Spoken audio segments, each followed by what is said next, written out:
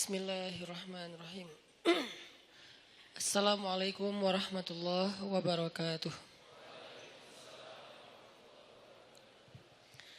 Alhamdulillahirabbil alamin.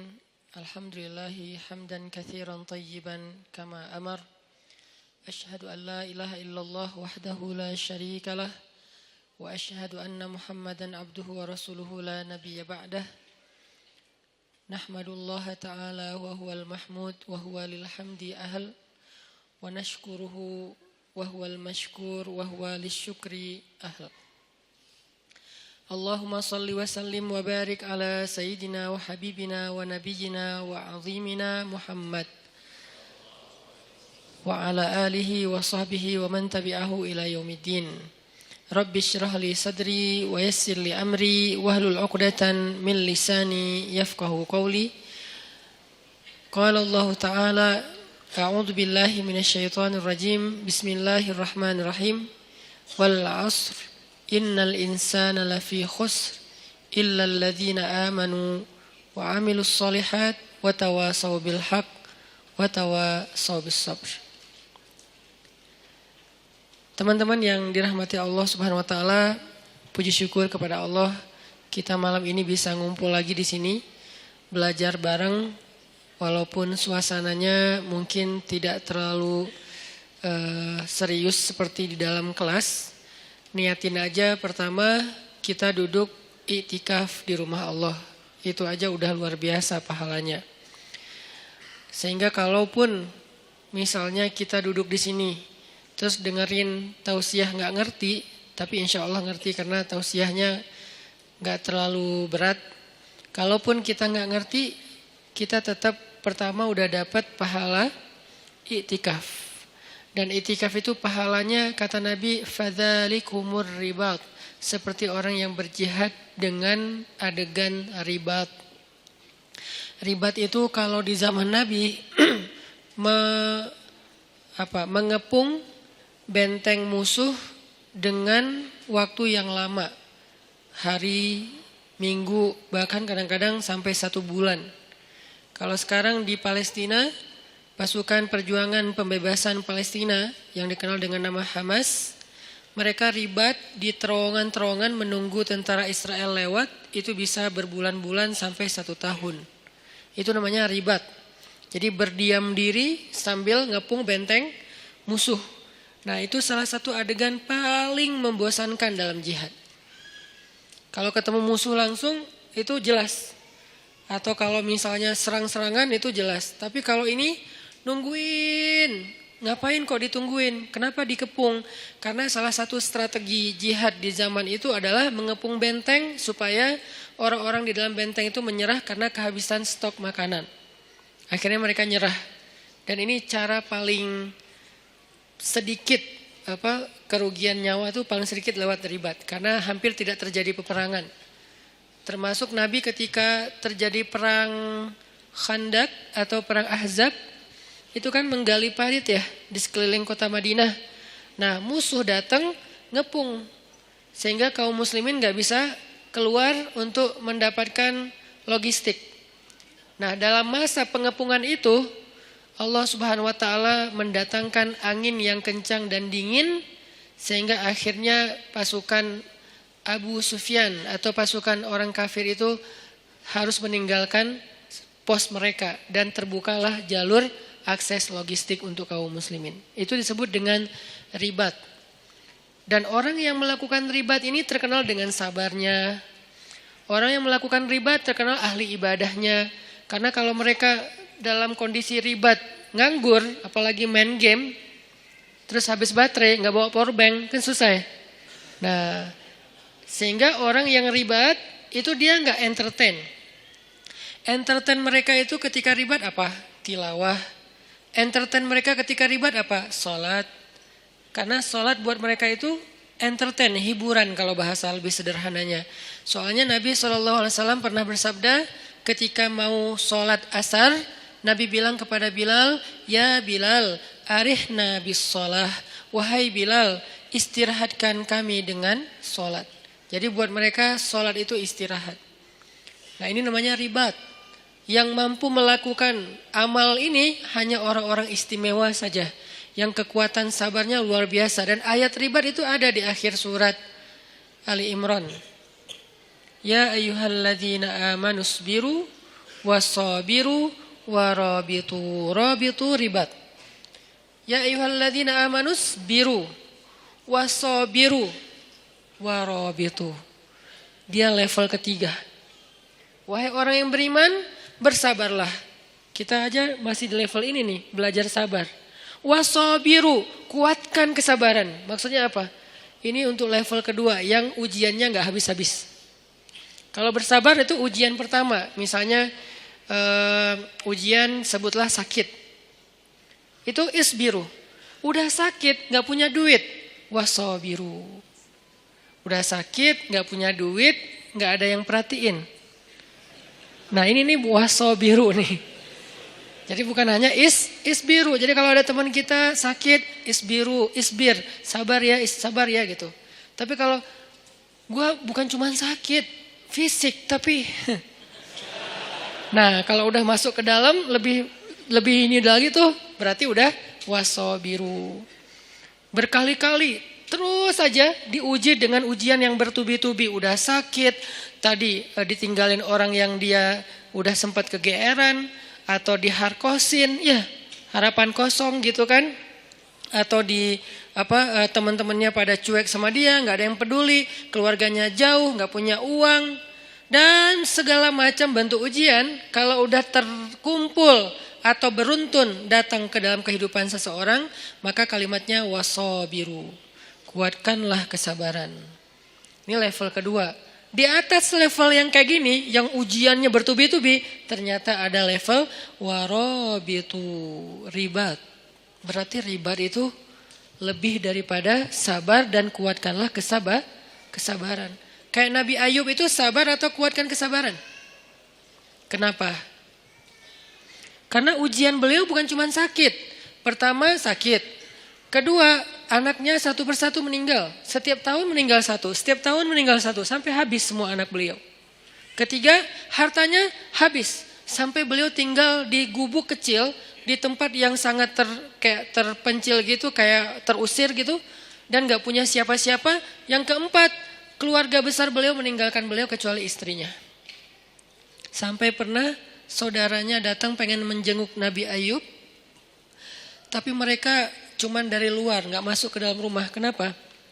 Mereka ngomong dan kedengaran sama Nabi Ayub. Mereka ngomong, jangan masuk, kenapa? Ntar ketularan.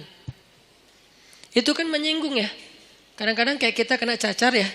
Kita tahu cacar itu nular. Tapi kita gak rela ada orang ngomong kayak gitu depan kita kan. Jangan ke rumah dia lagi cacar, ntar kamu ketularan. Kan tersinggung kan? Walaupun itu gak ada yang salah. Dia gak ngegibah, dia gak ngegibah sih. Salah, emang gibah sih itu mah. Karena definisi gibah sesuatu yang engkau bicarakan benar, tapi orang yang mendengarnya gak nyaman, itu gibah. Kebenaran yang kita bicarakan, tapi orang yang mendengar itu objeknya gak nyaman, sedih minimal kalau gak sakit hati itu gibah. Ya berarti gibah. Nah ini kan kita gak mau. Nah itu namanya wasabiru. Nabi Ayub dengan level yang udah luar biasa dahsyatnya ujian beliau disebut dengan kata-kata wasabiru. Tapi ribat di atasnya lagi, isbiru, wasabiru, warabitu. Sehingga orang yang itikaf di masjid, walaupun cuma dari maghrib ke isya, karena itu waktu itikaf paling pendek, intidharus sholah ba'da sholah, menunggu sholat setelah sholat itu yang paling gampang kan? Nunggu isya setelah maghrib. Yang paling capek nunggu subuh setelah isya. Ini Ramadan lah, Ramadan setahun sekali oke. Kalau nunggu zuhur dari subuh kayaknya jarang karena kita rata-rata nggak nunggu soalnya sibuk dengan kegiatan. Kalau dari isya sampai subuh juga jarang. Jadi paling gampang tuh nunggu isya setelah maghrib. Itu udah iktikaf. Nah siapa yang melakukan itu kayak sekarang kita nih sambil santai sambil dengar ceramah dari maghrib sampai isya, pahalanya ribat, bukan pahala sabar, bukan pahala sabir. Bukan isbir, bukan sabiru, bukan. Tapi rabiatu, ribat. Fadzalikumur ribat. Itu disebut dengan ribat kata Nabi. arti itu disebut dengan ribat, pahalanya kayak orang yang berjihad fi sabilillah. Maka absyiru, berbahagialah ketika kita ada di rumah Allah. Nggak ada tempat lain yang dapat pahala kayak gitu. Walaupun yang lain boleh. Saya paling nggak suka ngebandingin dalam bahasa judgment. Kalau ngebandingin dalam bahasa motivasi boleh. Contoh bahasa ngebandingin dengan bahasa judgment gimana? Di masjid berpahala, di yang lain itu dosa. Nah ini nih judgment. Kalau memotivasi, di masjid berpahala, yang lain juga nggak apa-apa. Karena kan area mubah dalam Islam itu luas banget kan. Apa hukum nongkrong di kafe? Haram. Siapa bilang haram? Lihat dulu kafenya gimana, dia nongkrongnya ngapain. Kalau dia lakuin dosa kayak berdua-duaan, oke, jadi bukan nongkrongnya tuh, khalwatnya. Kalau dia di situ kayak berjudi, berarti judinya. Kalau dia di situ misalnya kayak menggibah, berarti kumpulan gibahnya, perkataan yang sia-sianya. Tapi kalau dia nongkrong sekedar istirahat sebentar, sekarang namanya kafe, dulu namanya warung kopi. Kenapa di warung kopi boleh, di kafe nggak boleh? Lagi-lagi kayak kemarin. Kenapa bergaul boleh, gaul nggak boleh? Ya, kita terjebak dalam diksi. Warung kopi boleh, kafe nggak boleh. Padahal sama aja, cuman istilahnya beda. Tapi kan banyak kafe yang aneh-aneh. Allah alam, di Bandung sih banyak yang nggak aneh. Keren-keren lah, artinya kafenya masih standar. Jadi saya nggak mau menjudge bahwa yang selain di masjid sia-sia. Yang selain di masjid dosa, yang selain di masjid ahli neraka. Ya nggak gitu juga kali ya. Tapi di masjid terbaik. Itu udah pasti. Nggak boleh diragukan dan nggak boleh diperdebatkan. Kenapa? Karena sebentar aja di masjid pahalanya udah kayak jihad. Ada gitu tempat kayak gitu di luar? Ada. Di tempat orang sakit. Siapa yang datang ke rumah sakit atau ke rumah orang yang sakit, maka dia seperti berjalan di antara taman-taman surga. Seperti berjalan di antara taman-taman surga. Itu maksud Nabi itu sebaik-baik tempat di muka bumi itu masjid. Maksudnya motivasi, bukan ngebanding-bandingin terus coret semua selain masjid, nggak gitu juga. Jadi buat teman-teman kadang ada yang nongkrong di mana, saya juga nongkrong. Nggak apa-apa, tapi masjid harus jadi tongkrongan favorit. Yang lain kayak gimmick atau tambahan-tambahan kayak bonus lah ya.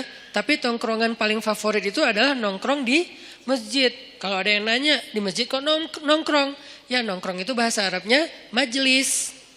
I'tikaf. I'tikaf itu artinya berdiam diri. Berdiam diri bahasa anak mainnya nongkrong. Ya sama aja. Jadi ini terjemah. 1. Niatin i'tikaf. Niatnya gimana Ustadz?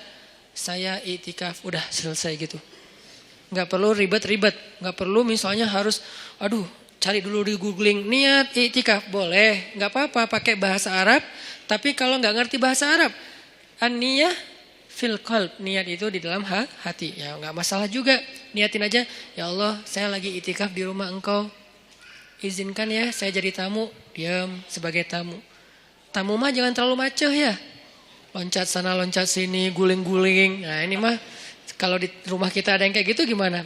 Anak kecil aja, dede, takut pecah inilah apa segala macam. Nah apalagi rumah Allah. Bertamu tenang, saking tenangnya sakinah. Bangun-bangun udah azan isya gitu kan ya.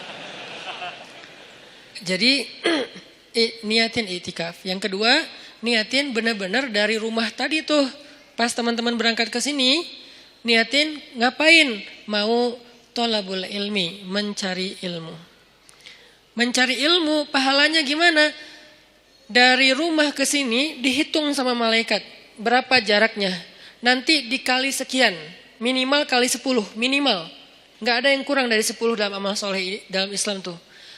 Al-hasanatu bi'ashri amthaliha kata ulama.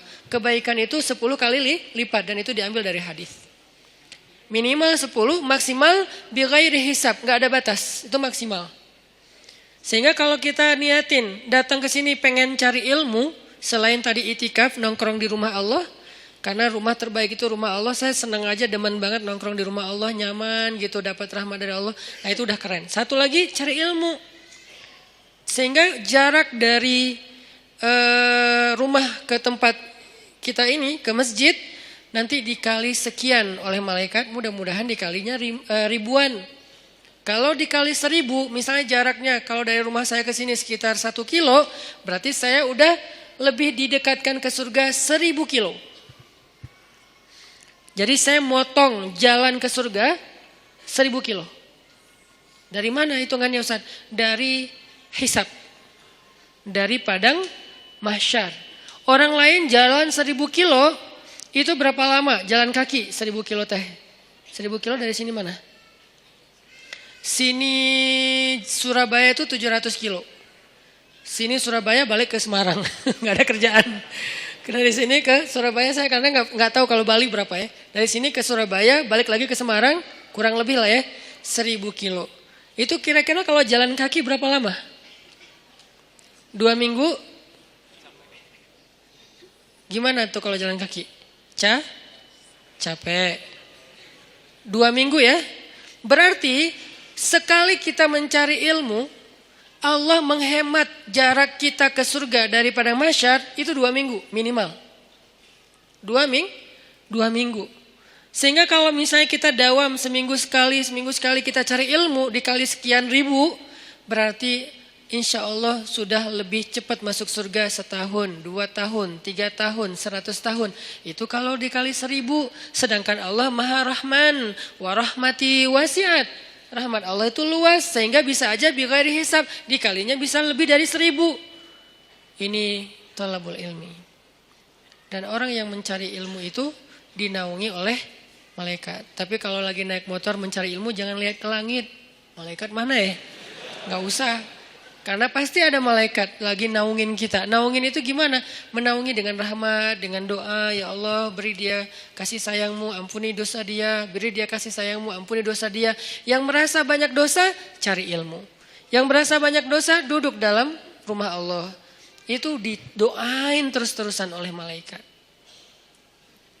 Itu aja udah keren. Belum lagi yang lain-lain. Ada doa-doa yang niat-niat yang khusus. Ya terserah, yang penting hasanah, kebaikan. Maka mudah-mudahan malam ini kita duduk di sini doang udah kemenangan. Kata Allah, ulaika ala hudam mir rabbihim wa ulaika humul muflihun. Ketika kita ala hudan, berada di dalam jalannya Allah yang baik, yang benar yaitu di masjid, cari ilmu, berarti muflihun, orang yang beruntung. Qad aflahal mu'minun. Dan seperti inilah harusnya kita menghabiskan usia kita. Terutama anak muda. Sehingga malam ini kita membahas tentang mager. Ini termasuk mager yang berpahala.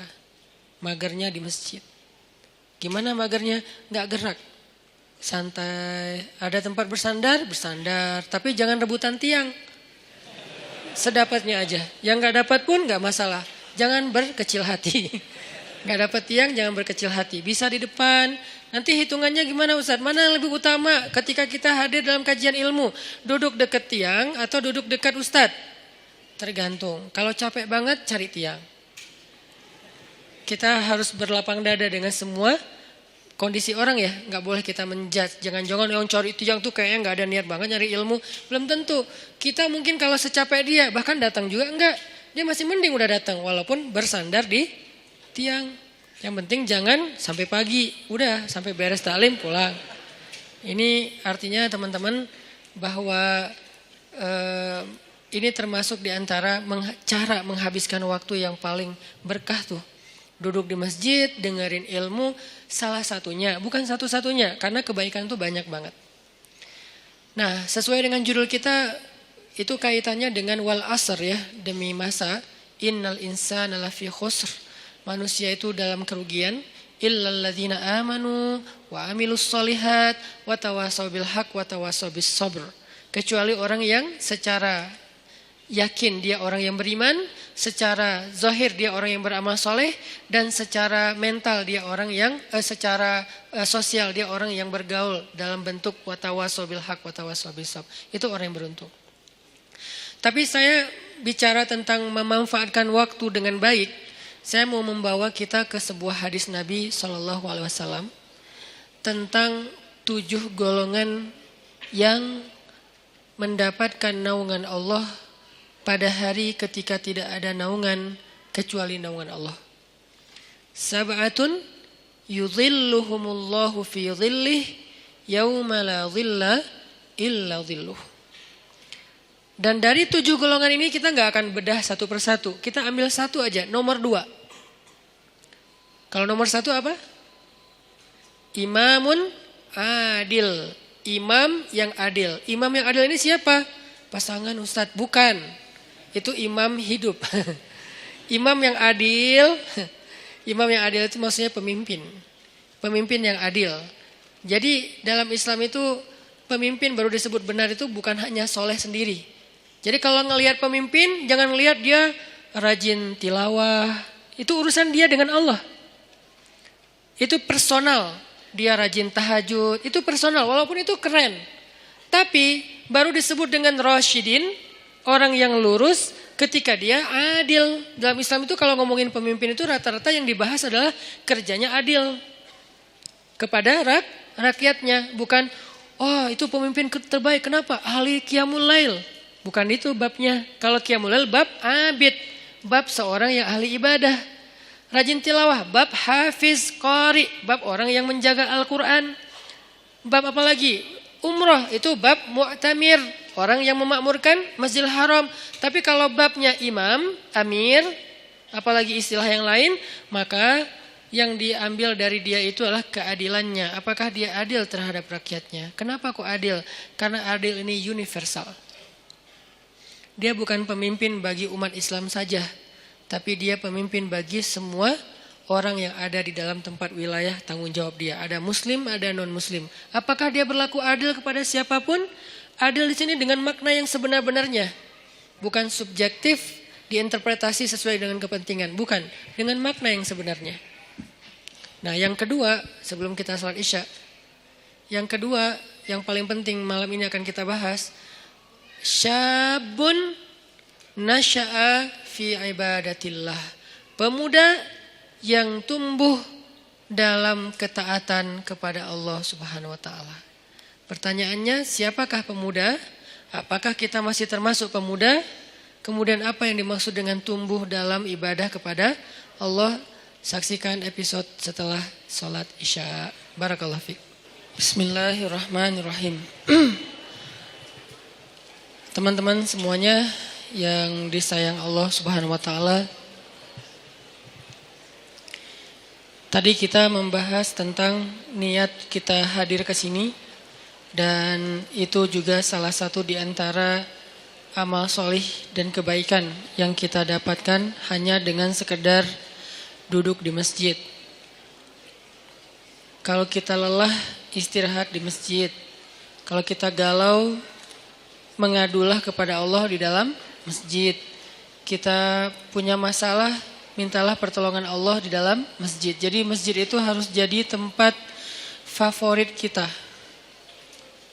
Sebagaimana firman Allah Subhanahu wa taala di surat At-Taubah, bahwa di antara ciri orang yang beriman adalah orang yang memakmurkan masjid. Ayat ini kemudian diperjelas dengan hadis. Kalau kamu melihat seseorang itu bolak-balik ke masjid, rumah, maka saksikanlah kalau dia itu adalah orang yang beriman. Kalau dia beriman, maka dia punya hak mendapatkan semua kebaikan yang Allah janjikan kepada orang yang beriman. Apa janji Allah untuk orang yang beriman? Wabashshiril ladzina amanu wa 'amilus shalihat anna lahum jannat. Allah janjikan untuk mereka jannat. Maka untuk mendapatkan jaminan memperoleh surga, jadikanlah diri kita punya ciri-ciri khasnya orang yang beriman. Salah satu di antara ciri khas orang beriman, dia senang ke masjid. Dia tidak perlu tinggal di masjid, tapi dia senang untuk datang ke masjid.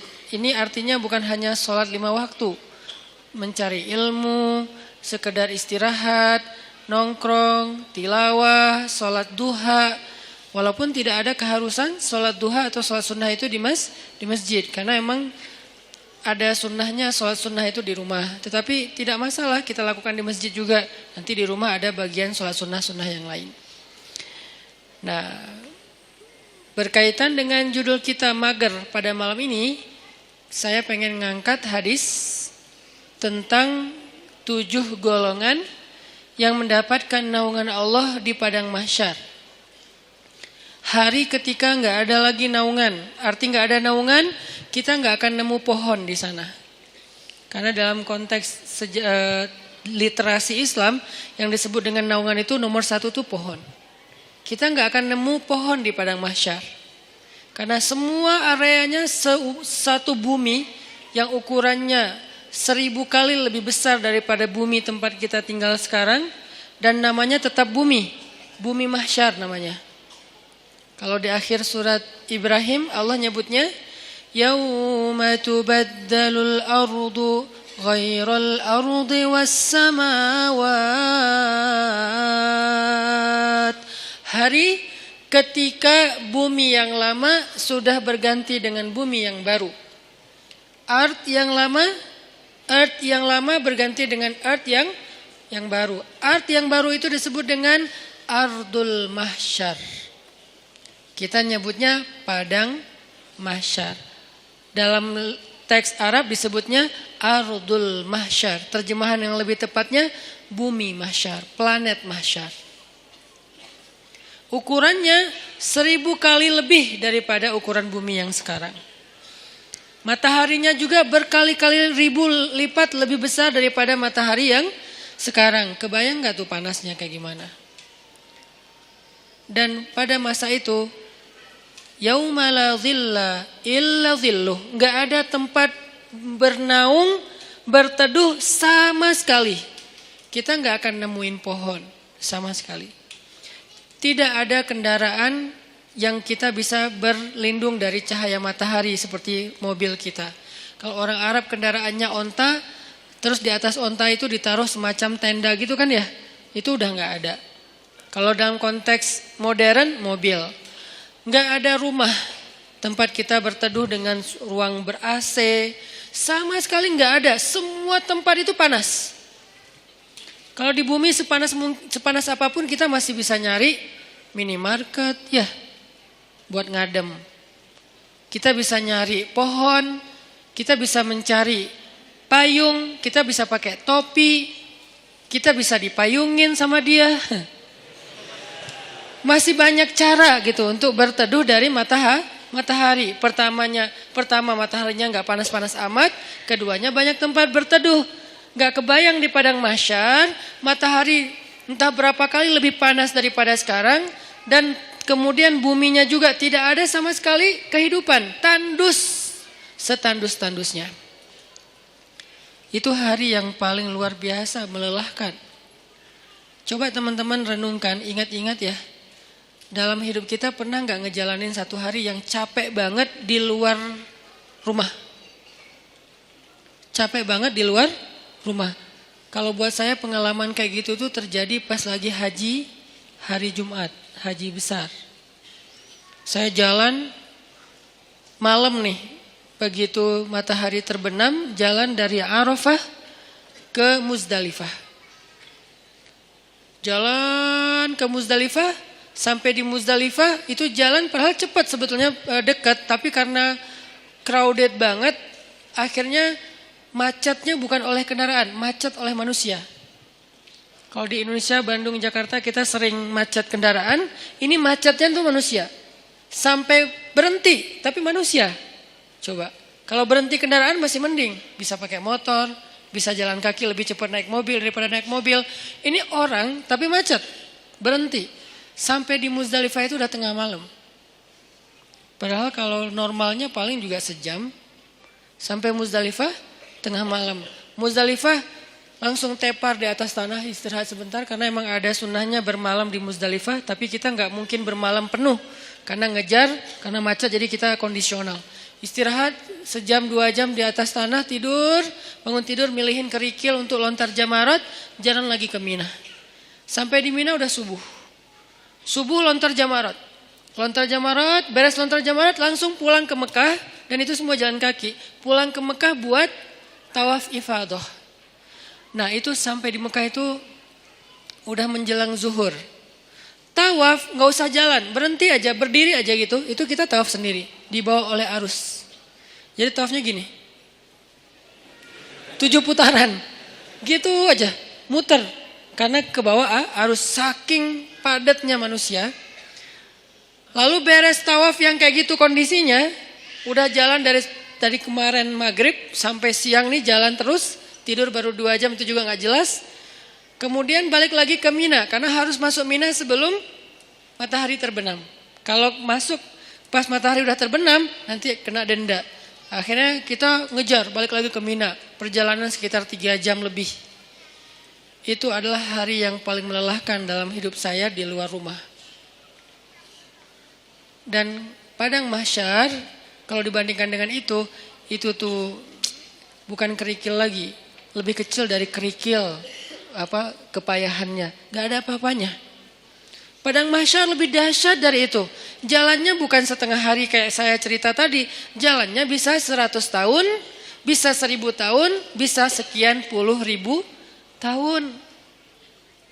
Itu jauhnya benar-benar jauh. Gak ada kendaraan, benar-benar gak ada kendaraan. Gak ada naungan, benar-benar gak ada naungan. Tandus setandus-tandusnya. Itu yang disebut oleh Nabi, yauma la dhilla illa dhilluh. Gak ada naungan sama sekali kecuali naungan Allah. Cuman satu-satunya tempat kita berteduh, gak akan kepanasan, gak akan kepayahan, cuman berada di bawah naungan Allah. Masalahnya cuman ada 7 komunitas yang masuk ke dalam naungan itu. Sisanya enggak. 7 komunitas ini pun ternyata saringan dari orang mukmin, saringan dari orang Islam. Jadi bukan masalah yang penting saya udah Islam, enggak. Dari orang Islam sendiri masih disaring lagi benar-benar yang spesial. 7 golongan kalau bahasa resminya, 7 komunitas, 7 geng kalau bahasa anak nongkrongnya. Cuman ada 7 kelompok. Salah satu dari 7 kelompok itu nomor 2-nya adalah syabun nasya'a fi ibadatillah. Pemuda yang tumbuh dalam ibadah kepada Allah atau dalam ketaatan kepada Allah. Pertanyaannya, apa definisi syab atau pemuda? Secara usia dalam Islam pemuda itu usia di bawah 40 tahun. Itu syab. Secara status belum menikah. Kalau udah menikah Ustadz, udah bukan syab. Karena ujiannya gak seperti yang belum menikah. Beda, saya pernah ngerasain. Berat. Apalagi ada satu teman saya, kemarin baru ditinggalin mantan. Mantannya nikah. Ngirim pula hasil video-video sama fotonya ke dia. Langsung udah gak terkontrol. Langsung kita pegang rame-rame. Jangan sampai dia nyari tower. Ternyari-nyari tower, ngapain lo? Mau benerin Ustadz ada yang rusak. Pura-pura ternyata mau loncat. Nah ini nih namanya ujian. Ujian ketika kita belum menikah. Ujian di usia muda di bawah 40 tahun. Kalau belum menikah tapi udah di atas 40 tahun, beda lagi. Usianya di bawah 40 tahun. Secara status belum menikah. Karena kalau udah menikah, dia udah ngerasain ketenangan, sakinah. Litas kunu ilaiha. Supaya kalian cowok-cowok merasa tenang kepada perempuan. Udah tenang. Tapi kalau sebelum menikah, itu zulzilu. Zulzilu itu kalau dalam bahasa kita tuh gempa dengan skala 9,8 skala Richter. Itu zulzilu tuh. Sampai ada ayat zulzilu iza zulzilatil ardu. Dan yang tahu banget ayat itulah jomblo. Zilzal, kehidupannya itu terguncang luar biasa. Ngelihat orang semuanya kayak dia paling sengsara di muka bumi. Ngelihat setiap orang tuh deg-degan. Ngelihat cewek deg-degan. Apalagi ngelihat ceweknya crowd kayak gini gitu ya. Baru masuk di depan mall, aduh saya kok deg-degan ya. Zulzilu, guncangannya tuh luar biasa. Kalau yang udah sakinah, santai. Karena di sebelahnya ada istri. Kalau nggak ada istri, deg-degan juga. Gitu. Intinya mah Beda ujiannya, karena beda ujiannya maka beda pula rewardnya. Al jaza ala qadril masyaqqah. Balasan Allah itu tergantung beratnya beramal. Buat yang masih sendiri beramal itu lebih berat. Kenapa? Karena zilzal dalam di batinnya itu kenceng. Godaannya tuh banyak. Mikirin itu nggak jelas apa yang dipikirin. Karena ya gitu kondisinya tuh antara kayak nggak ada kejelasan status. Apalagi dia udah sendiri digantung. Kan lebih nggak jelas lagi ya. Saya gimana? Berat statusnya. Nah ini nih ngeri banget ujiannya. Kalau dia nggak pegang Allah, dosanya itu bisa udah 1, 2, 3 dosa-dosa besar itu beruntun bisa dia lakuin. Udahlah kayak gitu, nggak tahu harus melampiaskan kepada yang halal, dia tinggal di antara kelompok masyarakat yang tidak terjaga, yang penuh fitnah, tinggal di kos-kosan, kos-kosannya campur cewek cowok, dan di situ itu anak-anak yang mungkin belum semuanya pada paham agama atau taat beragama, sehingga biasa aja ngobrol, keluar dari kamar itu pakai daster biasa. Itu kan zilzal kan, itu ujian yang berat. Terus harus kemana? Kalau yang udah nikah, pulang ke rumah. Kita pulang kemana? Zilzal kan, guncang. Gak usah diterusin kata-katanya. Masa saya harus bilang ke kamar mandi Ustadz? Enggak lah. Maka itu kan dosa kan? Jadi dosa juga nih. Terus gimana dong? Kita harus ngapain Ustadz? Nah disitulah ujiannya. Sehingga kalau dalam kondisi kayak gitu, dia bisa istiqomah, dia bisa tetap taat kepada Allah, itu dia istimewa banget. Lebih istimewa daripada yang udah nikah. Makanya buat yang udah nikah, udah mungkin kesempatannya bukan di nomor 2. Di nomor 1, nomor 3, 4 sampai 7 kan. Tapi yang nomor 2 udah lewat. Karena dia gak dapat lagi ujian seberat syab, anak muda. Ujiannya udah gak kayak mereka. Saya pernah dengar 2 anak muda sama-sama lagi ngobrolin tentang perasaan. Itu gak ada yang dengar. Dua-duanya ngomong dan curhat. Lu masih mending gua. Ya itu mah gak ada apa-apanya gua. Terus aja masih sama-sama curhat.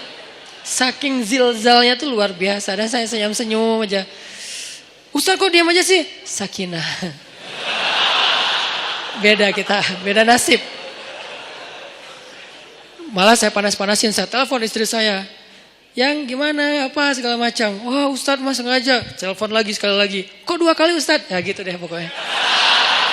Wah makin zilzal mereka. Sampai ini kenapa Ustaz kita lagi gempa ya?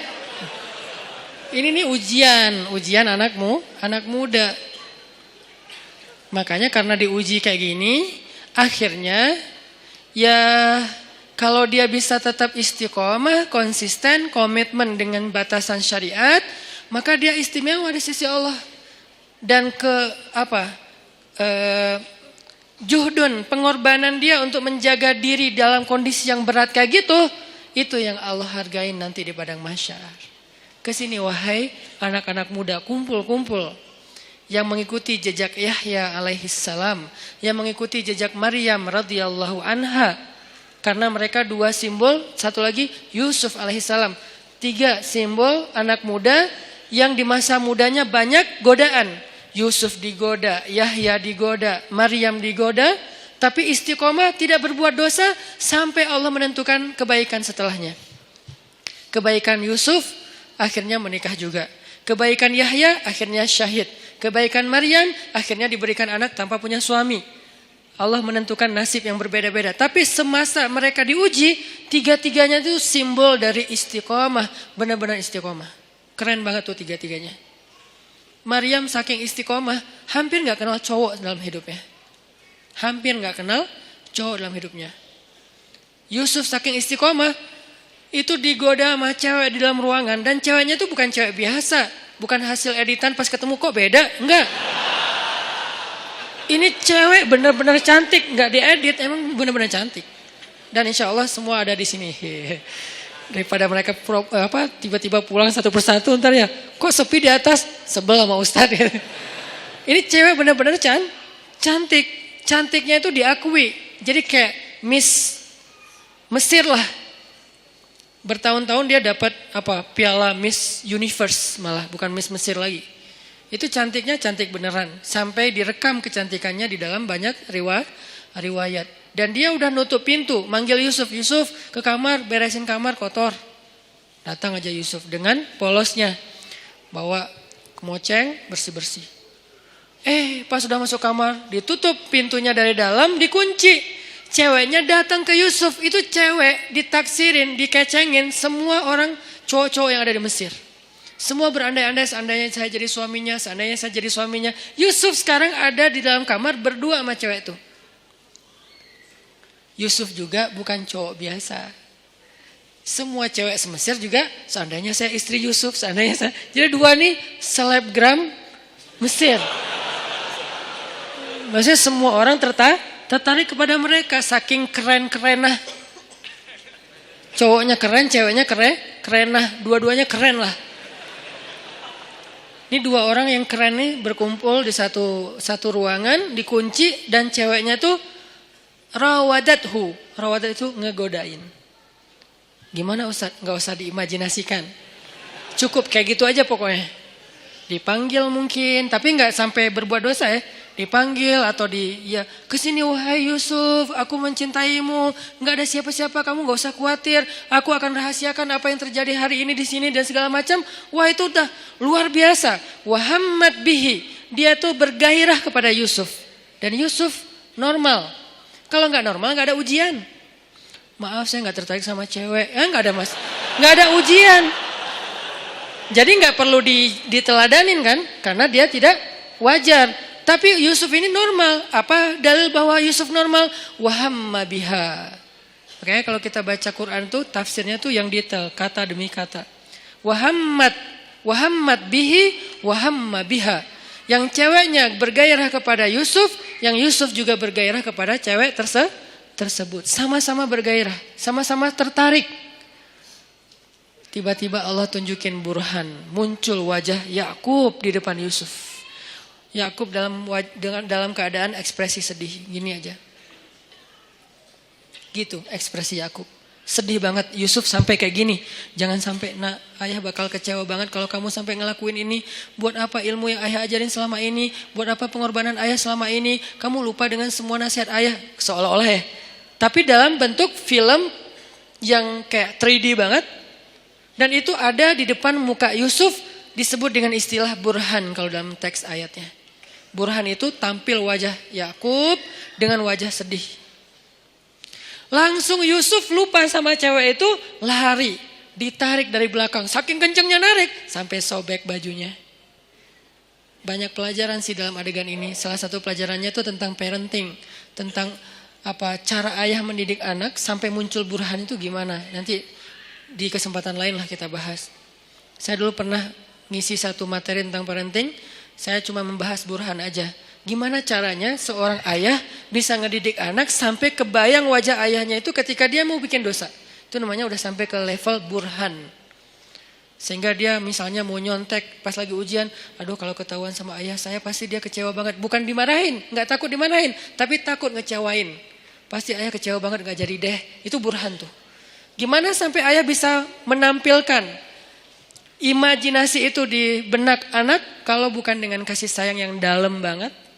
Gak bisa dengan paksaan, harus dengan kasih sayang dalam. Dan Yakub adalah simbol ayah yang kasih sayangnya luar biasa. Sampai bisa munculin burhan. Tapi yang kita bahas adalah ujiannya Yusuf. Selamat. Ini nih baru disebut dengan syabun nasya'a fi ibadatillah. Tumbuhnya itu dalam keadaan taat kepada Allah. Dan ukuran taatnya apa Ustadz? Ukuran taatnya adalah tinggalkan dosa. Kalau bahasa di bio saya, sedikit dosa. Kok pakai kata sedikit? Enggak punya dosa Ustadz? Enggak boleh kita bilang enggak punya dosa. Arti sedikit dosa itu adalah dosanya yang tinggal yang kecil-kecil aja. Yang besar tinggalin. Yang kecil kenapa kok masih ada? Karena enggak sengaja, lupa. Itu kan ada pasti sisa ya. Enggak mungkin enggak. Kalau kita bilang nggak punya dosa, namanya kultus diri sendiri. Kata Allah, la tuzakku anfusakum huwa a'lamu bimanittaqo. Janganlah kalian menganggap diri kalian suci, nggak boleh. Makanya saya bilang banyak main, banyak manfaat, banyak pahala, sedikit dosa. Itu pakai hasil renungan. Jadi bukan kok sedikit dosa, harusnya kan gak punya dosa. Gak bisa. Cuma Nabi SAW yang gak punya dosa. Sisanya sampai Abu Bakar juga punya dosa. Cuman dosa beliau sudah diampuni oleh Allah karena solehnya luar biasa. Kalau kita sebagian udah diampuni, sebagian lain mungkin belum karena belum bertaubat benar-benar dengan nasuha. Tapi usahain tinggalkan dosa. Kita cukup ninggalin dosa aja, itu tuh udah jadi syabun nasya'a fi ibadatillah. Kalau ibadah Ustaz, ibadah yang wajib itu udah pasti. Karena kalau kita ninggalin yang wajib berarti dosa kan. Gimana dengan ibadah sunnah, tahajud, puasa sunnah, tilawah, itu bonus. Jangan sampai kita mendahulukan yang sunnah atas yang wajib dan melakukan yang haram. Itu udah salah rumusnya. Ada orang tahajud rajin, tapi dia nggak bisa jaga lisan. Ada orang tahajud rajin, tapi dia nggak bisa jaga pandangan. Yang disebut dengan syabun nasya'a fi ibadatillah dalam konteks hadis tadi, dia usahain sedikit mungkin dosanya, tinggalin dosa. Terutama dosa-dosa yang berhubungan dengan godaan di masa muda. Kalau teman-teman bisa istiqomah dalam urusan ini, urusan perasaan, urusan pergaulan yang paling berat, urusan entertain yang berlebihan, karena entertain itu ada yang masih wajar, ada juga yang berlebihan. Urusan apa lagi? Dosa-dosa maksiat seperti minum, kemudian pakai drugs dan seterusnya, atau mungkin the new drugs itu pornografi dan seterusnya. Ini bisa ditinggalkan. Udah sampai kapan Ustaz batasannya? Antara dua batasannya. Batasan status berarti menikah, batasan usia berarti 40 tahun. Kalau udah lewat 40 tahun insya Allah ujiannya gak seberat di bawah 40 tahun. Kalau kita bisa jaga diri di masa itu. Pergaulan, perasaan gimana Ustaz? Jangan terlalu mudah jatuh hati kalau belum halal. Ustaz itu kan gak disengaja, jangan diikutin. Kadang-kadang dia emang gak disengaja, munculnya itu dari setan. Yuwaswisu fi sudurinas. Cantik ya, udah jangan diterusin, jangan dibahas. Begitu kita sekali klik, udah gitu dibahas, maka itu jadi sebuah episode. Jadi episode yang panjang dan endingnya air mata dan penyesalan. Biasanya. Jangan dibahas. Ustaz membahas, kan ini nasihat. Saya gak lagi ngebahas bab-bab yang detail kayak gitu. Karena saya ini ngomong based on pengalaman ya. Karena semua kita pernah merasakan masa-masa muda yang gejolak tadi, zilzalnya, guncangannya kencang banget. Itu tuh kalau ada kayak gitu jangan diterusin. Jangan berpikir ada orang yang dia gak punya pacar berarti dia gak normal. Enggak, dia normal. Cuman dia gak mau nerusin. Emang dia gak pernah kepikiran kayak tertarik dengan seseorang? Tertarik kalau dia normal. Cuman gak diterusin, gak mau dibahas, gak mau diingat-ingat. Caranya dia menyibukkan dirinya dengan hal-hal yang positif. Bisa proyek sosial, bisa juga spiritual. Proyek sosialnya bantu orang, bikin proyek-proyek yang sifatnya healthcare kayak atau kemanusiaan kayak atau apalah, atau proyek yang sifatnya spiritual ya kayak ke masjid, i'tikaf, tilawah, mumpung masih muda, ya udah gua ikut program hafal Quran. Itu menyibukkan diri biar enggak sempat kepikiran yang kayak gitu-gitu. Kan kalau udah ngafal Quran, habis semua tuh energi pikiran kita buat ngafalin Quran. Ya udah, paksain aja diri kita datang ke sebuah lembaga penghafal Quran yang udah kayaknya mungkin paling nyaman, ada banyak. Mungkin kalau di Pemuda Hijrah ada teras tahfiz gitu ya. Datang, saya pengen daftar. Saya sungguh-sungguh pengen daftar. Udah bisa baca Quran belum? Ya udah, mulai dari baca Quran dulu. Ya udah, saya daftar tahsin, belajar tahsin. Sibukkan. Udah sibuk kayak gitu nggak sempat kepikiran lain. Kalau masih kepikiran berarti kurang sibuk. Kalau masih kepikiran berarti kurang sibuk. Cari lagi sampai sibuk. Sampai gak sempat mikir. Itu baru namanya nasya'a, tumbuh. Jadi kalau kita bedah kata demi kata, syabun artinya tadi udah jelas pemuda. Sekarang nasya'a itu tumbuh. Artinya tumbuh itu menghabiskan waktu. Arti tumbuh menghabiskan waktu, menghabiskan usia, menghabiskan harinya. Berarti daily activity-nya apa? Daily life-nya itu apa? Kita sibukin daily life kita dengan semua yang membuat kita gak sempat mikirin dosa. Gimana caranya?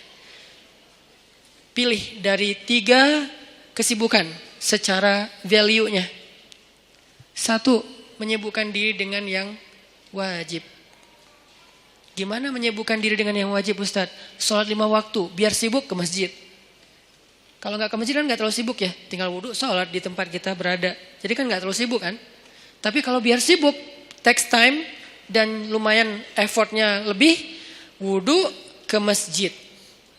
Terus sampai di masjid, insya Allah auranya beda tuh. Ketimbang kita di tempat kita doang.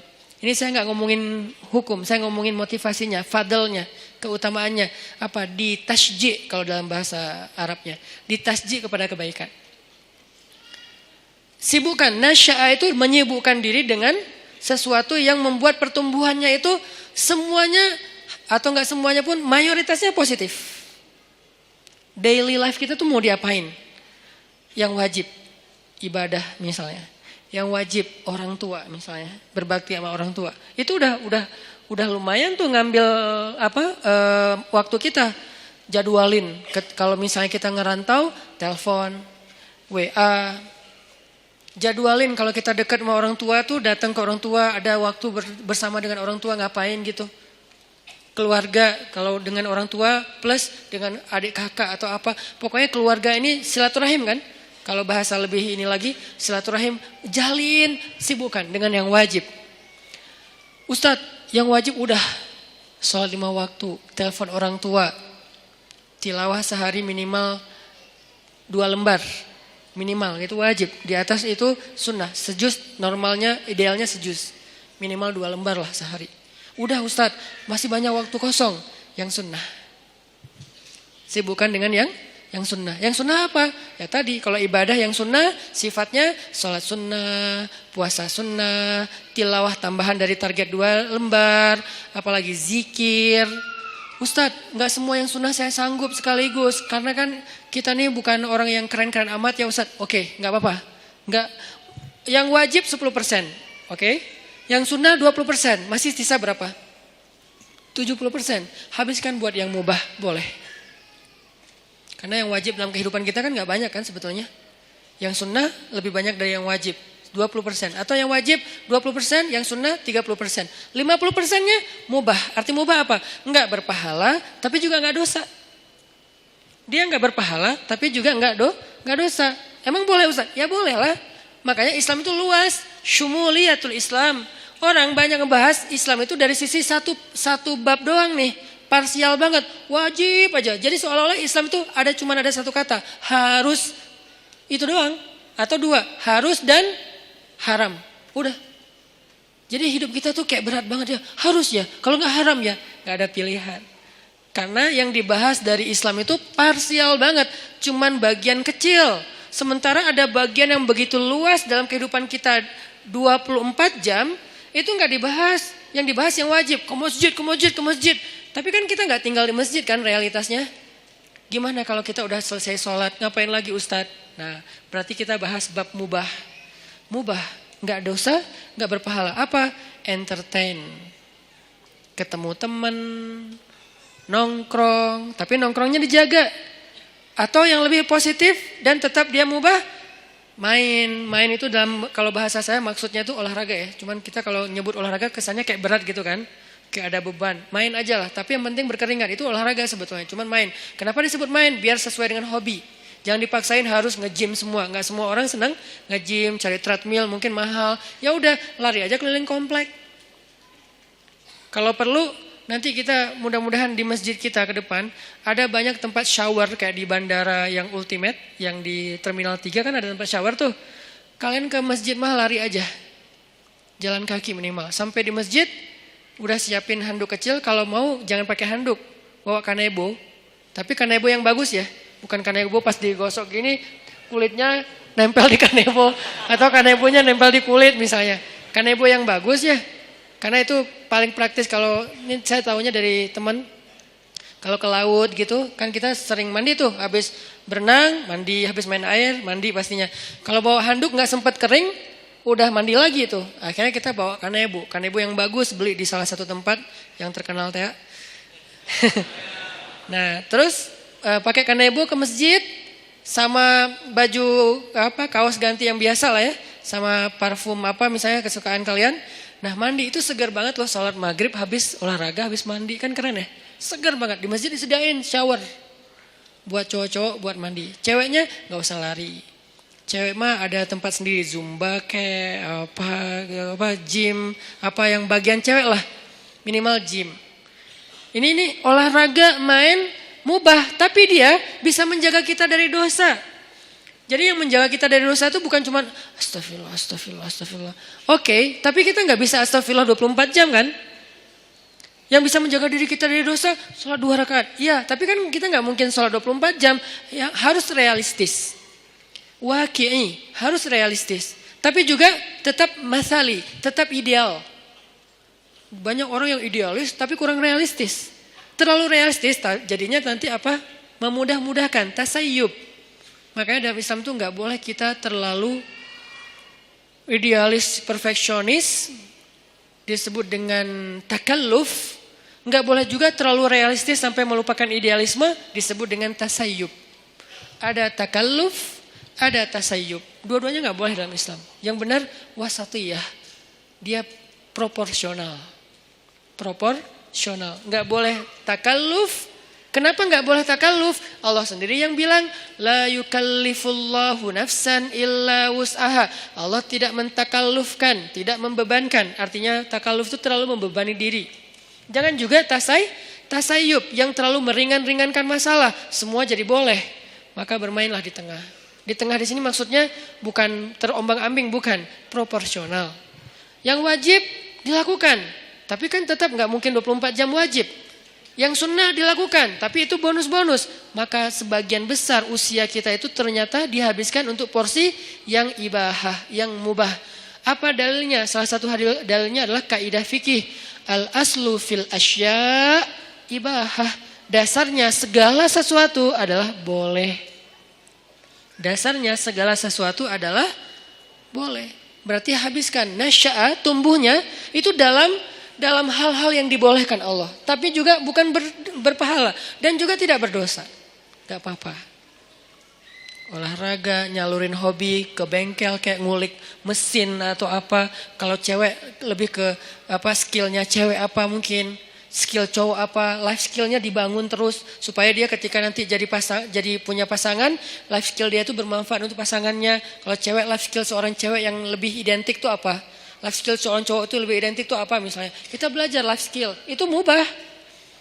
Dan dulu sahabat banyak yang mengasah sisi life skill mereka dengan berdagang, dengan bertani. Sehingga ketika ada sebagian sahabat yang berkebun datang ke Nabi nanya soal perkebunan, Nabi bilang apa?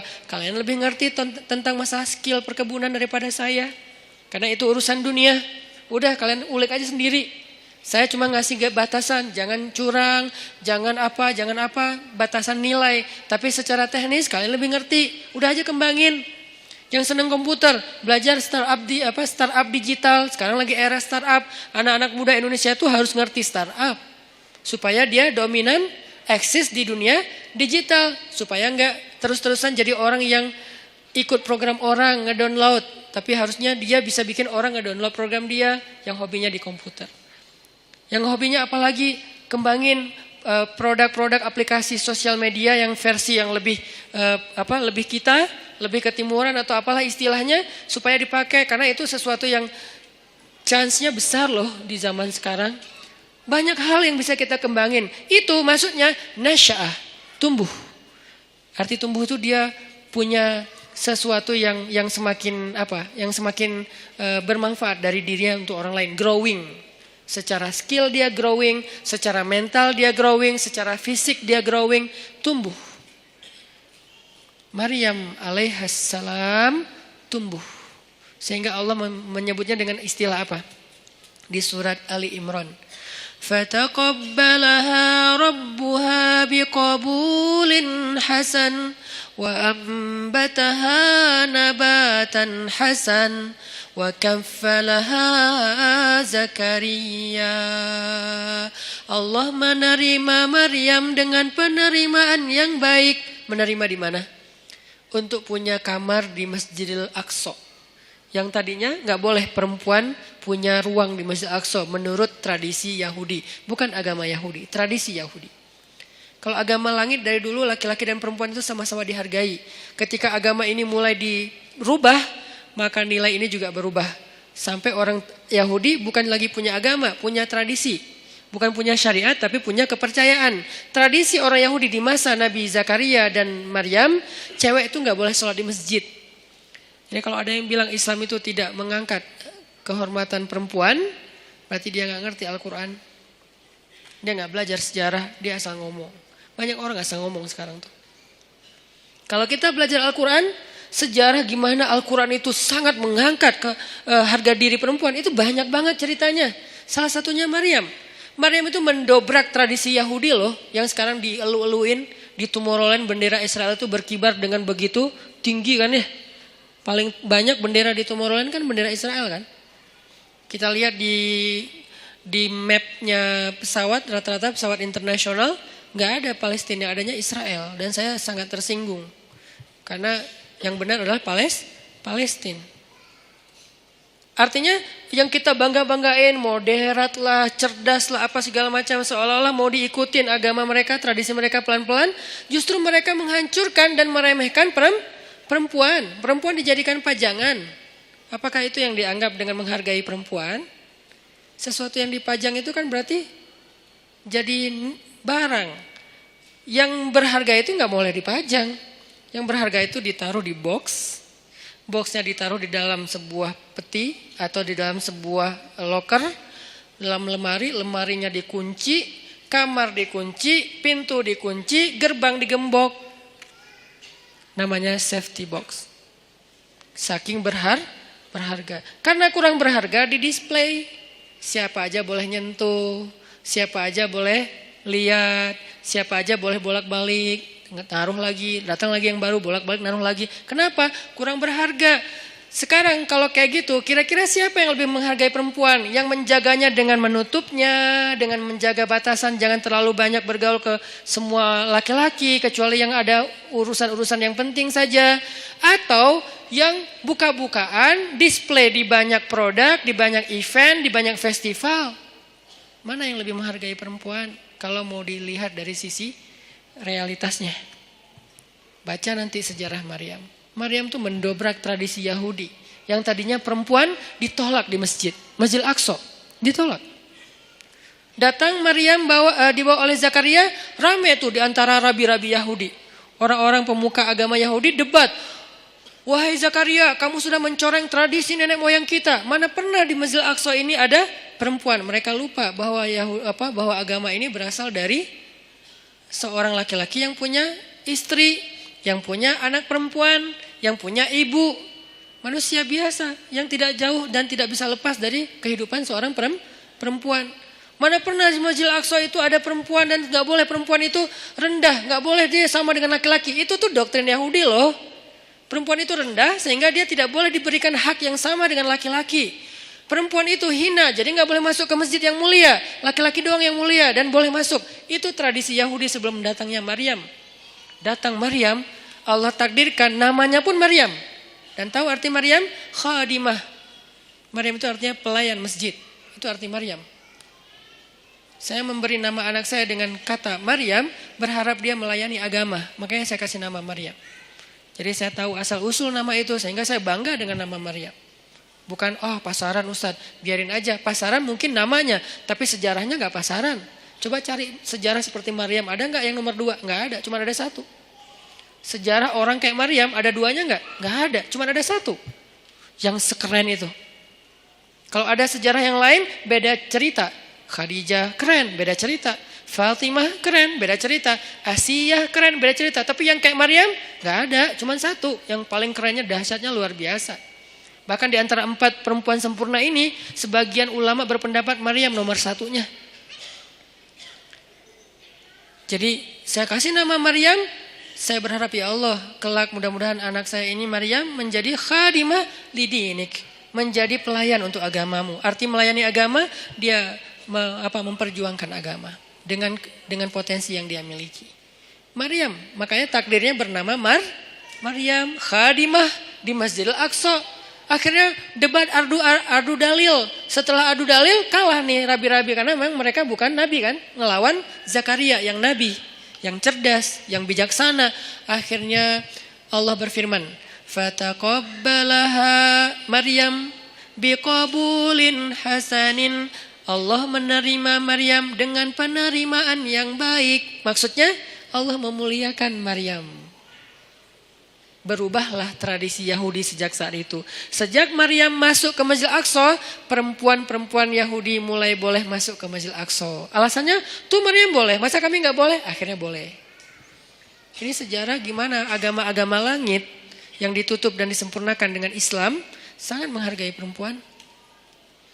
Tapi kan banyak laki-laki muslim tidak menghargai perempuan. Itu namanya human error, bukan sistemnya yang error. Bukan syariatnya yang error, orangnya yang error. Dan dia tidak mewakili Islam. Dia mewakili dirinya sendiri.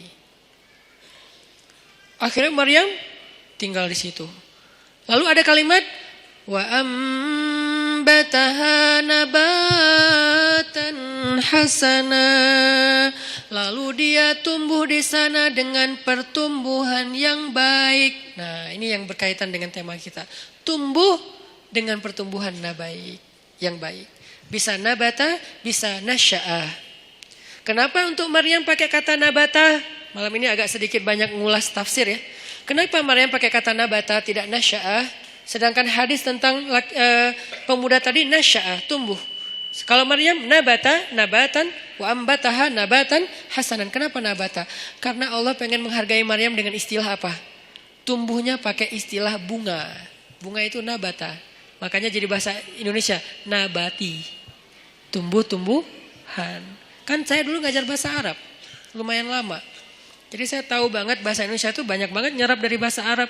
Sehingga kalau kita mau bilang anti Arab segala macam, kita lupa sejarah tentang berdirinya negara dan terbentuknya bahasa kita sendiri. Bahasa kita itu dibentuk oleh ulama. Buktinya banyak bahasa Arab di dalam bahasa kita. Banyak banget, 80%-nya bahasa Arab. Bahkan bahasa Sunda sebagiannya bahasa Arab. Ya, kalau saya pergi ke Kalimantan tuh saya bilang, kalian tahu nggak Khatulistiwa itu bahasa apa? Bahasa apa Ustaz? Sanskerta? Bukan, bahasa Arab. Khatul istiwa. Khat artinya garis, istiwa artinya lurus. Garis lurus yang membentang di bumi. Kita nyebutnya bukan khatul istiwa, khatulistiwa. Karena kita nggak bisa bilang kha, jadilah ka. Katulis tiwa. Kita nggak boleh lupain sejarah. Cuman ini nggak perlu jadi perdebatan karena di sini nggak ada ruang debat. Saya sampaikan. Tapi di sosmed saya nggak mau ngomong kayak gini. Debat nggak penting. Tapi ini bagian dari taskif kita. Nabatan. Allah tuh pengen menghargai Maryam maka disebut dengan nabatan. Bahasa kita nabati artinya tumbuh-tumbuhan. Tumbuh-tumbuhan di sini artinya bunga. Maryam itu kata Allah, kamu itu bunga wahai Maryam. Kamu itu bunga. Makanya fitrah perempuan senang bunga. Jangan kasih kaktus tapi kan bunga Ustaz. Jangan. Atau jangan juga yang bunga apa yang di Bengkulu teh? Rafflesia. Keren ya? Emang keren tapi bukan untuk dihadiahin ke cewek. Kamu kenapa sih kamu? Enggak, ini bunga buat kamu. Aduh kok gini sih? Nah, bunga namanya juga bunga bangkai. Jangan kasih bunga ya apalah. Tapi boleh yang asli, boleh yang sintetis. Biar gak layu. Ini buat kamu. Kok yang kayak gini sih? Kan ini gak asli. Biar gak layu. Seperti cinta aku. Oh ya. Cinta aku gak ori. Tapi dia gak layu-layu. Apaan sih gak jelas. Jadi maksud Allah pakai kata nabatan menurut tafsir Allah tuh menghargai Maryam. Makanya pakai bahasa Maryam itu kayak bunga tumbuh dengan mekar, dengan baik. Itu Maryam. Tapi korelasinya dengan pembahasan kita Maryam itu tumbuh. Dan tumbuhnya dalam bi'ah solihah namanya. Apa arti bi'ah solihah? Lingkungan yang baik. Berarti pelajaran kedua tentang tumbuh yang bisa nanti dapat naungan di padang mahsyar, biar kita termasuk orang yang gak mager adalah cobalah cari bi'ah solihah, carilah lingkungan yang baik. Kalau gitu kita gak boleh gaul sama orang yang gak baik, boleh. Tapi kita jadi ada dua, ada kebutuhan kita, ada lebih ke share-nya kita. Kita kalau mau sharing, mau giving, mau berbuat baik, cari orang yang belum baik untuk kita ajak baik bareng. Tapi kita sendiri juga belum baik-baik amat, sehingga kita butuh yang mengajak kita lagi nih. Semua orang saling mencari dua itu tuh. Satu project untuk dia beramal soleh dengan mencari teman-temannya yang belum hijrah, ajak hijrah. Tapi kalau gaulnya sama itu doang, lama-lama kita lemah. Cari juga bi'ah solihah yang bisa ngajak kita, yang bisa ngingetin kita. Watawasau bil haq, watawasau bis sob. Bi'ah solihah namanya. Cari pertemanan. Gimana cari, ini lebih ke teknis ya. Gimana cara cari teman yang bisa jaga iman kita? Karena kata Nabi, almar'u ala dini khalili, seseorang itu agamanya tergantung temannya. Cari, serius nyarinya, kepoin. Jadi kalau belum halal gak usah nyari orang yang mau dipacarin, mending cari orang yang mau disahabatin. Sahabatnya dunia akhirat, yang nanti di padang mahsyar dia nanya kita, ya Allah, kemana sahabat saya yang dulu ikut taklim bareng? Kemana sahabat saya yang sering ngingetin tahajud? Kemana sahabat saya yang ini? Kata Allah, dia di pintu neraka. Bentar lagi mau masuk tuh. Ya Allah, saya bersahabat karena engkau dengan dia di dunia. Selamatin dia, boleh gak saya tarik dia supaya gak masuk neraka? Ya Allah, saya selamatin. Boleh, cari aja. Langsung dia kejar ke neraka. Nyari secepat mungkin dia ke pintu neraka. Ngomong ke malaikat, dia sahabat saya yang ini di mana orangnya? Itu tuh bentar lagi mau dimasukin. Sini, jangan masuk dulu. Akhirnya dikeluarin. Ada apa? Kamu sahabat saya? Iya, kita kan dulu bareng ke TSB. Emang masih disebut Ustaz istilah-istilah kayak gitu? Masih. Apa yang kita rasain di dunia itu masih kita sebut. Dan gak diganti istilahnya loh. Kita masih ngomong kayak gini banget kita ngomong. Kita kan Rabu malam sering ikut taklim bareng kan? Iya. Dan seringnya kita di depan halaman kan? Iya. Kenapa? Karena kita nungguin yang lain pulang, nanti kita boncengin, bayar. Boleh lah. Yang penting dia pernah ke masjid bareng. Ya udah, terus apa? Gimana nih? Allah memberi izin saya untuk menyelamatkan kamu dari neraka. Masuk. Nah, ini orang kayak gini harus dicari. Dia tuh nemenin kita di dunia dan akhirat loh. Lebih penting daripada pacar. Kecuali pacar halal. Kalau pacar halal udah gak ada lah yang bisa dibandingin ya. Udahlah terbaik itu mah. Tapi kalau ini mah beda project. Pacar halal kan untuk membahagiakan kita ya. Kalau ini untuk menyelamatkan kita. Bukan membahagiakan. Mungkin dia gak akan ngebahagiain kita. Jangan berharap kita bahagia bareng dengan dia. Aneh. Ustaz saya udah bahagia dengan dia. Aneh ya.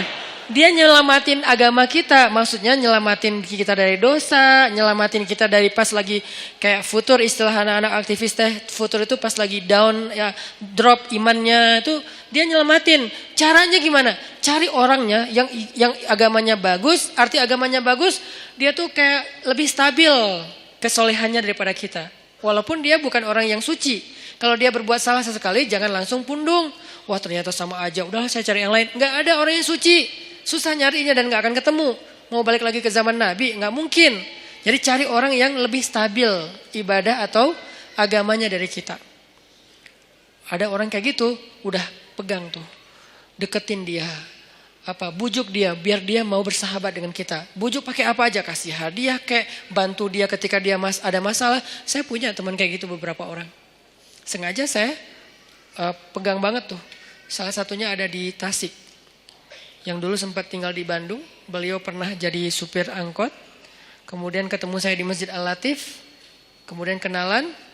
Beliau jadi curhat, saya kerja di angkot sekarang udah mulai agak susah dapat pelanggannya, udah sepi angkot sekarang Ustaz. Ya udah, yuk kita usaha yang lain, bikin usaha bareng dia, jual pulsa yang 60 cabang itu bareng dia, biar dia terdongkrak lah ke penghasilannya. Udah gitu main di mobil, jual beli mobil bekas juga bareng dengan dia. Sampai akhirnya dia jual kue keliling pakai motor. Motornya saya hadiahin motornya. Butuh apa? Ya kayak lebih enak daripada jual beli mobil bekas. Karena kita berapa kali jual beli mobil bekas rugi. Gak tahu cara milih mobil, ketipu wae ya. Jadi akhirnya udahlah, kita gak usah jual beli mobil bekas gitu ya. Mending kita yang lain aja, apa dong gitu. Akhirnya dia mikir-mikir, dia survei, udah saya mau jual roti aja naruh-naruh di warung. Kan butuh kendaraan, saya kasih hadiah motor.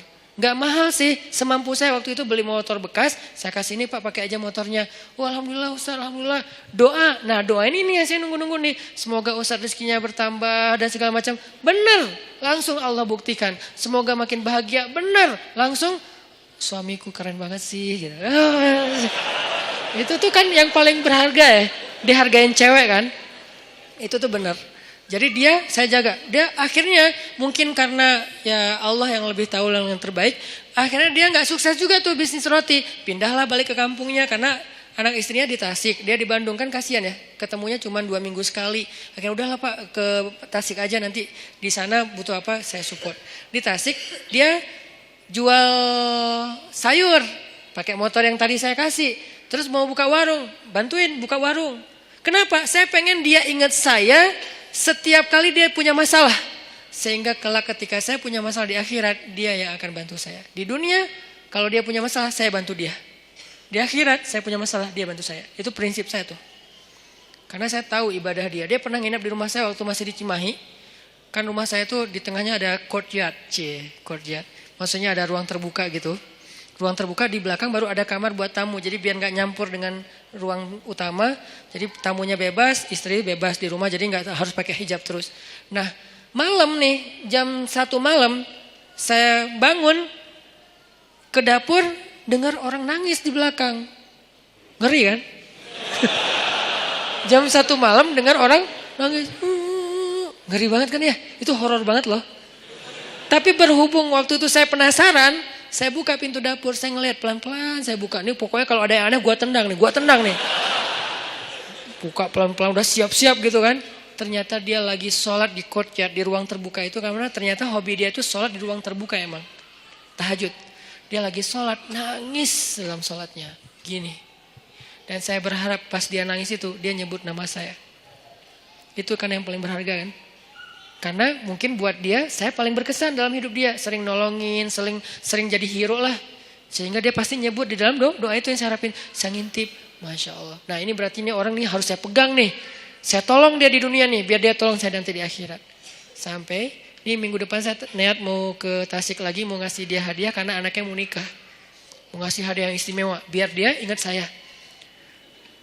Nanti pas di padang mahsyar saya berharap, ya Allah, itu Ustaz Hanan di mana? Itu tuh masih nggak jelas tuh. Siapa tahu mungkin nasib saya nggak jelas, Allah alam, tapi mudah-mudahan enggak sih ya. Tapi kan kita nggak tahu ya, nggak boleh terlalu sok kegeeran juga kan. Oh saya kan Ustaz, udah nggak butuh lah yang gitu-gitu. Siapa bilang? Emang Ustaz udah paling suci? Teman-teman aja nggak tahu aib-aib kita karena Allah menutupi aib. Jadi tetap aja nggak boleh kegeeran, tapi juga jangan putus asa. Main di tengah tadi. Jangan kegeeran sok soleh, jangan putus asa merasa nggak ada apa-apanya di tengah. Berjuang untuk lebih soleh, tapi wajilat wa qulubuhum wajilah, hati mereka tetap khawatir, tetap takut. Nah, saya berharap minimal saya ada garansi nih. Begitu saya agak-agak ada rada-rada aneh-aneh nih di padang mahsyar, dia ngomong ke Allah, "Ya Allah, dulu saya motor dikasih sama dia. Warung saya disupport sama dia. Saya keluar dari angkot dulu gara-gara dia. Makanya saya hidup nggak jelas di dunia teh." Gara-gara dia semua nih. Ya Allah, dia udah banyak nolongin saya. Tolong dia dong ya Allah. Boleh nggak saya tolongin dia? Karena nih orang benar-benar ahli ibadah. Saya bareng dengan dia pernah jadi driver saya juga. Bareng dengan dia nyetir ke Jakarta. Ke Sukabumi. Kita ada acara di Sukabumi, dia nyetir. Pak, bantuin saya nyetir. Oke, nyetir. Di mobil, saya tilawah surat Al-Muluk. Murajaah hafalan lah. Tabarakalladzi biyadihil mulku wa huwa ala kulli syai'in qadir. Wa laqad zayyana as-samaa'a ad-dunya bimasabih wa ja'alnaha rujuman lisyayatin wa a'tadna lahum 'adzabas sa'ir. وللذين كفروا بربهم عذاب جهنم وبئس المصير. Itu yang lagi nyetir nangis terisak-isak. Saya aja yang tilawah nggak nangis. Kan aneh kan? Pas saya ngeliat, aduh nangis juga. Masa saya yang baca nggak nangis, dia aja yang dengerin nangis gitu kan? Cepet banget air matanya berlinang. Berarti kan hatinya bersih. Berbaik sangka ya. La nuzaki ahadan Allah. Kita enggak menganggap seseorang suci di depan Allah, tetapi kita berbaik sangka. Hatinya bersih, lebih bersih dari saya. Makanya dia lebih mudah nangis daripada saya. Sabar banget sama anak-anak tuh, megang banget, dia luar biasa pokoknya. Nah ini nih saya pegang nih orang nih, enggak boleh jauh. Butuh apa? Saya support. Butuh apa? Saya harus punya kelebihan sedikit harta biar kalau ada dia butuh apa-apa saya pasti ngasih. Cuman itu yang bisa saya lakukan. Karena kalau fisik nggak bisa bantu dia fisiknya lebih kuat. Kita bikin mukhayam tuh di Ciwidey, bikin mukhayam anak-anak pemuda hijrah. Becek, kita lagi berhenti istirahat dulu mau bangun tenda, dia bangun sendiri tuh. Dia cangkul semuanya. Pokoknya nih kita nyebutnya dia itu ini istilahnya itu Hulk. Kayak Hulk tenaganya kuat banget. Malam di gunung, di Leweng, kita lagi kemah-kemahan gitu nggak jelas. Malam-malam jam 1 malam kan kita mau tahajud nih, turun ke sungai kan. Yang pertama di sungai udah mandi tengah malam tuh dingin-dingin di Ciwidey dia datang-datang. Kita yang lain tunggu teman, baru turun ke sungai bareng, jangan sendiri-sendiri gitu kan. Dia mah kita lagi nunggu yang lain, bangun. Pura-pura ngebangunin teman, padahal nggak berani turun. Bangun. Udah mau jam 1 bentar lagi qiyam. Bangun. Pas kita udah pada bangun, dia datang. Hah, Pak, kok segar banget? Habis mandi Ustaz. Di mana? Di sungai. Ustaz saya anterin. Saya pura-pura gengsi gitu dong ya. Nggak usah, bisa sendiri gitu. Tapi dia maksa, saya curiga. Sampai sekarang saya tahu kenapa dia maksa nganterin saya. Karena dia baru ngelihat sesuatu di bawah. Makanya dia maksa, dia khawatir, dia sayang banget sama saya, dia kayak khawatir gitu, jangan ntar Ustaz diganggu atau apa. Ustaz saya anterin, nggak usah Pak, nggak usah, udah Bapak kan udah selesai wudhu kan, ya udah tahajud aja duluan. Saya nyusul, saya bilang nggak usah, dalam hati saya anterin dong, ngeri nih, kan itu tengah hutan, siapa tahu ada yang lewat putih-putih. Ayat kursi saya hilang, tiba-tiba hafalan saya apa ya, udah hafal lupa gitu kan, aduh ngeri banget gini. Pak Ustaz saya anterin. Gak usah. Anterin. Akhirnya maksa dia duluan. Dia pas saya wudhu di bawah di sungai itu dia kayak was-was banget. Saya perhatiin kok dia was-was gini ya. Terus pas kita udah naik, yang lain pada datangnya rame-rame. Jadi dia udah rame tuh. Besok-besoknya saya tanya. Dia bilang udah gak apa-apa Ustaz gak apa-apa. Tapi saya yakin sampai sekarang dia pasti ada sesuatu. Makanya dia maksa banget. Gak pernah dia ekspresinya kayak gitu. Karena saya kenal dekat sama dia. Tapi dia gak pernah sekuatir itu sama saya. Ini bukan nakut-nakutin ya. Tapi emang menakutkan sih, ngeri. Jadi maksudnya teman-teman intinya adalah itu tuh cara kita nyari bi'ah solihah. 1, 2, 3. Kalau ada 40, targetnya 40. Kenapa 40 Ustaz? Hadis. Kalau seseorang meninggal dunia disolatkan oleh 40 orang solih, dijamin terbebas dari azab kubur, api neraka, pasti masuk surga. 40 dengan kualitas kayak dia, itu gak gampang loh nyarinya. Bukan 40 orang, 40 orang soleh. Yang solehnya secara zahir kita lihat. Dan kita gak bisa ngelihat yang batinnya. 40 orang. Mulai dari 1, 2. Dan orang kayak gitu tuh jangan cuman kenal. Kalau cuman kenal, nanti di akhirnya juga cuma kenal. Kamu kenal? Kenal. Gitu doang. Sampai bersahabat, sampai dia sayang sama kita. Makanya saya tuh walaupun dia udah di Tasik, kalau di rumah ada apa-apa, saya bilang, Pak, saya mau pindahan. Oh iya Ustaz, subuh dia datang tuh.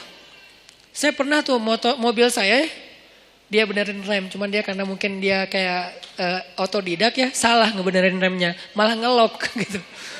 Dia benerin rem mobil saya, karena sebetulnya saya bisa naruh di yang resmi ya, dealer resmi. Cuman karena saya kayak ngerasa pengen nyari alasan buat ngasih ke dia. Saya gak mau ngasih dia tanpa ada kerjaan biar menghargai dia kan. Jadi saya kayak udahlah rem mobil aja deh. Cari-cari apa nih yang bisa diinin. Pak benerin rem mobil udah habis udah aus gitu kan. Cari dia sama dia rem mobil. Sebenarnya rugi buat saya karena kenapa? Lebih bagus di dealer kan. Cuman kayak sayang aja gitu sama dia. Benerin. Saya pikir ya aman-aman aja nih. Karena dia orang kuat banget. Saya pernah mobil yang dulu yang kita jual beli mobil. Mobilnya mesinnya turun mesin. Kebayang gak turun mesin? Itu ngerjain sendiri. Satu pakai dongkrak, satu pakai tangan. Satu sebelah sana pakai dongkrak, sebelah sini pakai tangan. Sebelah kiri turunin mesin. Itu tuh orang benar-benar Hercules tuh. Sebelah sana, karena dongkraknya cuma ada satu pakai dongkrak, sebelah sini ditahan pakai tangan. Turunin pelan-pelan mesinnya pakai tali gitu udah turun. Dipasang lagi pakai baut. Itu sebelah tangan semua dikerjain sama dia. Itu ngeri banget tuh orang. Jadi kalau saya mau bantu dia dari fisik gak mungkin. Saya bantu dia dari doa, dia doanya lebih panjang. Saya bantu dia mungkin hanya sedikit dengan kebutuhan finansial dia. Akhirnya saya bayarin, dia benerin rem mobil. Ternyata salah masang. Saya jalan di jembatan Surapati tuh ngelok. Tuk gitu, tiba-tiba ngelok. Untung bukan di tol. Kalau di tol kan bisa ngejungkir kan. untuk kecepatan ya sekitar 60 atau 40 gitu, ngelok di atas jembatan. Saya telepon, Pak ini remnya kenapa ya? Dia di Tasik. Malam jam 9 malam. Pak ini rem kenapa kok bisa ngelok gini? Aduh Ustadz salah, kayaknya ada yang salah. Saya sekarang ke Bandung. Dia mau ke Bandung aja tuh naik motor. Beneran jam 11 malam udah di Bandung. Padahal saya bilang jangan saya panggil montir aja datang ke tempat saya biar dibenerin di sini atau di direct deh. Jangan. Ya udah ditutup telepon tetap datang. Jam 11 malam datang. Ada apa lagi saya kejadian di sini tuh. Ini buat saya kenapa saya yakin banget megang dia. Ada apa aja dia datang. Subuh-subuh datang. Jam 2 malam datang. Kalau di dunia aja kayak gini dia belain saya. Gimana di akhirat. Supaya dibelain segitunya. Kita harus modal dikit lah. Modalnya apa? Bisa modal dengan tenaga kita. Dengan perhatian kita. Kalau ada kelebihan rezeki dengan rezeki kita. Apa aja deh pokoknya modal. Dapat 1. Saya baru dapat 3 apa 2 lah. Pokoknya kurang dari 5 lah. Orang kayak gitu. Yang udah mau care banget sama saya di dunia. Dan saya berharap nanti kayak gitu care dia buat saya di akhirat. Kumpulkan 40 orang. Kalau bisa dapat. Begitu kita meninggal. Saya yakin insya Allah kalau gak ada halangan yang darurat banget. Saya meninggal nih. Dia pasti datang dari Tasik sholatin saya. Dan saya berharap ada 40 orang kayak dia sholatin saya. Mudah-mudahan di antara orang itu adalah semua teman-teman yang ada di sini. Aman lah udah akhirat saya tuh. Mungkin ada 1.000 orang, 2.000 orang yang sholatin kita. Pasti ada 40 orang mudah-mudahan ya. Yang soleh banget. Ya udah aman udah. Nggak ada azab kubur insya Allah. Dikubur tenang-tenang aja. Kiamat kapan ya gitu. Karena orang yang baik amalnya kan pengen cepat kiamat kan. Di dunia kan pengen lama. Kiamat sudah dekat. Jangan ngomong gitu ah. Kalau dikubur please ya Allah tiup sangkakalanya. Pengen cepat gitu. Pengen masuk surga. Ini namanya bi'ah solihah. Mencari pertemanan yang baik. Kayak gitu teknisnya. Yang terakhir, fi ibadatillah. Kalimat fi ibadatillah ini artinya dalam hal yang tidak berbuat dosa. 1, pemuda yang banyak godaan, yang penting istiqomah. Yang kedua, cari lingkungan, tumbuh. Kita habiskan waktu kita dengan hal yang positif, walaupun gak harus semuanya wajib dan sunnah. Dan yang ketiga, ibadah kepada Allah itu tingkatin. Kayak tadi, sibukkan diri kita. Sampai gak sempat mikirin dosa, sibukin. Apa yang bisa bikin kita sibuk? Yang menyenangkan gak apa-apa, tapi yang bukan dosa. Sibukin dengan ketemu teman, sibukin dengan misalnya ngerjain hobi, sibukin dengan olahraga, sibukin dengan main-main yang bermanfaat, sibukin dengan geng, sibukin dengan proyek sosial, naik lagi levelnya sibukin dengan Al-Quran, sibukin dengan ibadah. Pokoknya sibukin diri kita sampai gak sempat mikirin yang macam-macam. Itu baru namanya syabun nasya'a fi ibadatillah. Mudah-mudahan dengan gitu kita udah gak mager lagi insyaallah. Barakallahu fikum. Semoga semua yang ada di sini teman-teman yang soleh dan solehah, kelak di padang mahsyar kita saling kenal, saling memanggil dan saling menyelamatkan, saling menolong. Dan insyaallah semua kita termasuk di antara golongan yang Allah sebutkan orang yang mendapatkan naungan Allah di hari ketika tidak ada naungan kecuali naungan Allah. Allahumma inna nas'aluka ilman nafi'a wa qalban khashi'a wa amalan saliha wa rizqan halalan tayyiba. Allahumma ansuril Islam wal muslimin. Allahumma ansuril muslimina fi Palestin. Allahumma ansuril muslimina fi Suriah. Allahumma ansuril muslimina fi Yaman. Allahumma ansuril muslimina fi Rohingya. Allahumma ansuril muslimina fi kulli makan.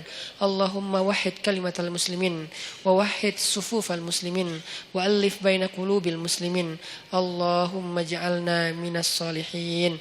Rabbana atina fid dunya hasanah wa fil akhirati hasanah wa qina azabannar. Barakallahu fikum billahi taufiq wal hidayah. Wassalamualaikum warahmatullahi wabarakatuh.